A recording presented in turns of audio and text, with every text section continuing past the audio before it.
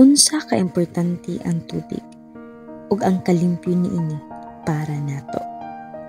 Tanan na ay kinabuhi diri sa kalibutan, sama natong mga tawo, hayop, mga tanom kay nanginahanglan og tubig.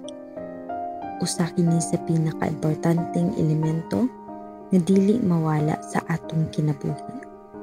Apan dili lamang kini mao ang makasustento ug makapalig-on sa atong panlawas, kundi ang kalimpyo ug kagarantisado niini.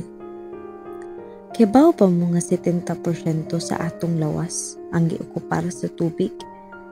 Mao kini ang rason nga bation ta og grabing kauhaw samot na sa atong panahon karon nga grabe ka init.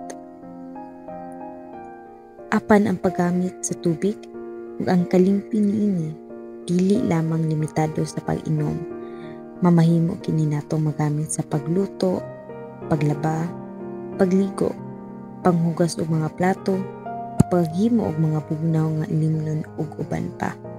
Ang kalidad sa tubig ug kalimpyo niini angay gid natong isigurado.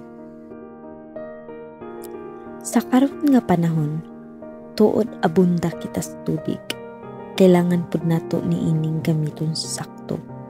Dili nato ni dapat usikan ug mamaayong sabton nato nga dapat kini natong tagaan ug importansya hilabi na proteksyon.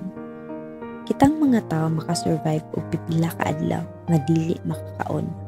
Apan ang kawadon og tubig sa atong lawas makapaluya nato og hinay-hinay.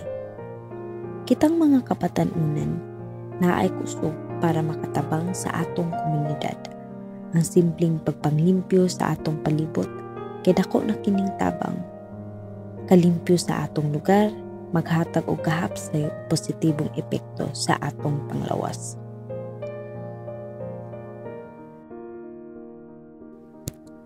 Sa sobra ka importante sa tubig ug sa kalimpyo niini, dili kita mamahimsog ug makapanginabuhi.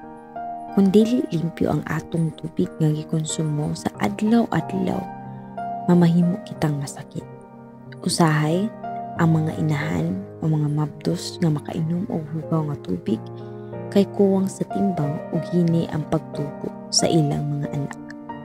Ang lugar diri sa Subo, daghan og mga tourist spots sama sa dagat, beaches, falls ug uban pa nga matawag nato nga manindot nga mga lugar. Uban pa, balik-balikan sa mga turista.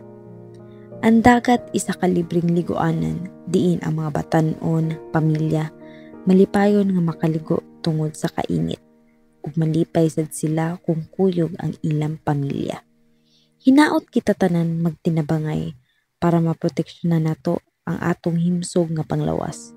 Likaya nato ang mga butang nga makahatag og daotang epekto sa atong lugar, sama sa paglabay og basura bisan asa, ilabi na sa mga sapa o sa kalsada kay mamahimo kining polusyon nga magdaog sakit diri ka nato. Tanan nga makita sa atong lugar libre lang. Busa naa natong mga tawo kung unsaon kini pag-amping. Hinumdumi nga ang tubig maghatag nato og mahimsog nga kinabuhi.